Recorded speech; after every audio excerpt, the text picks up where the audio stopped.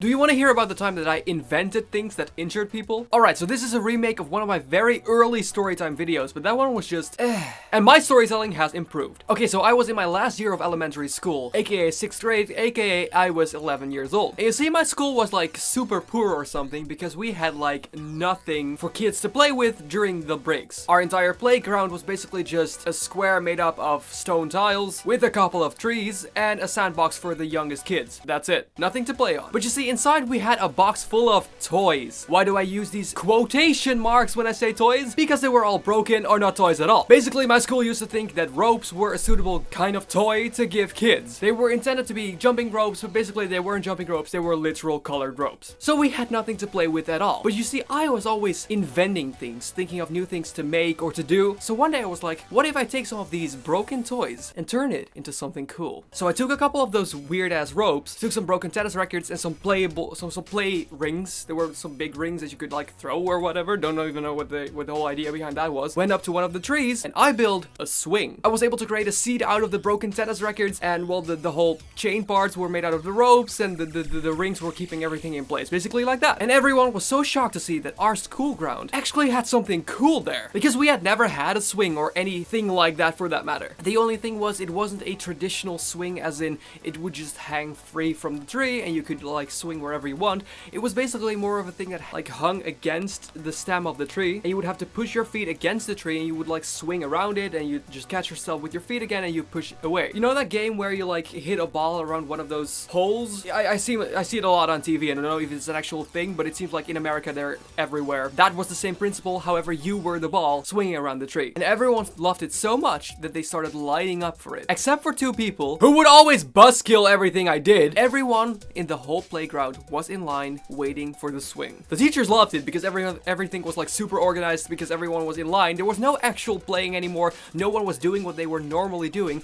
Everyone was lining up to use the swing. And I was like, I'm going to take charge of this. So me and my friends, we would always do our inventions together. We would stand there and we'd be like, you get only 2 swings per person. And they would push 2 times. We were like, okay, off, you. And if they were like, no, we want more. We would just pull them off and we were like, only 2 times per person to the back of the line. So basically, that were the whole breaks. For a couple of weeks, every break, the whole break, would be people lining up to use the swing because they were so not used to actually having something to play with. And it was so cool. So basically the only problem with the swing was if you were to push in an incorrect way, you were to spin around or something like that, your head might suddenly kind of like smash right into the tree. So a lot of people got off there with like headaches and being like, but everyone wanted to use it again and again, even though a lot of people either fell off or smashed their head into the tree. However, at some point we started noticing that a lot of people didn't get to the line anymore to use the swing, until one day no one actually used the swing anymore except for us. So I was like,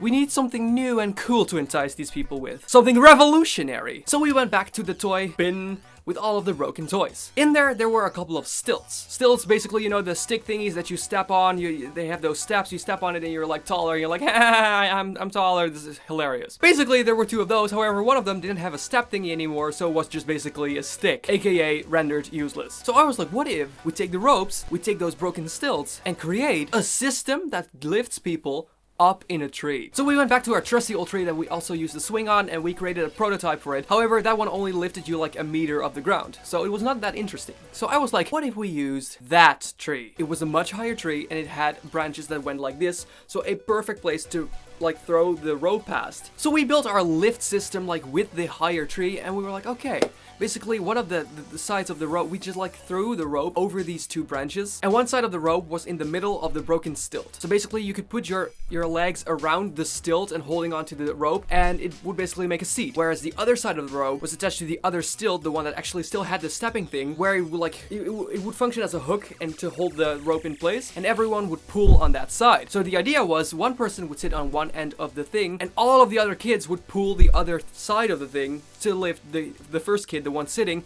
up into the tree. And for that, we used all the ropes present. We tied them together to make one long, gigantic rope. The thing is, it worked! We actually created a system that lifted people up into the tree. There wasn't really a place to be in the tree or anything like that, so it was more like, oh wow, you're super high off the ground now. Let's carefully put you down again. Ha ha ha ha. But you see, it was very interesting because you could actually be lifted up high, and it was like, do you dare to be lifted up high? And oh, I dare to be lifted up all the way and stuff like that, to see like who dared? It was so cool. The thing is, do you know what happens when a rope created out of fibers has like a lot of friction with wood? Yeah. So I remember one time we were all pulling. There was this girl up in the tree. She was like all the way to the top. And we were pulling and pulling when suddenly I had the strange sensation that the rope felt like it was getting longer. And I was like, oh, it feels like the rope is getting longer. That's not possible, right? Until I suddenly like opened up my eyes really wide and like suddenly realization when the rope snapped. From the top of our system in the tree, the girl fell down. With a smack, she landed on the stone tiles that were our school playground. Somehow the stilt seat has ended up on top of her and she was laying there making some sounds indicating that she was kind of physically hurt. We quickly ran up to her to see if she was okay, to which she responded that she actually was, while quite obviously trying to hold back tears because she fell out of a tree. So we helped her up and we were like, oh, that was dangerous. What should we do? So I made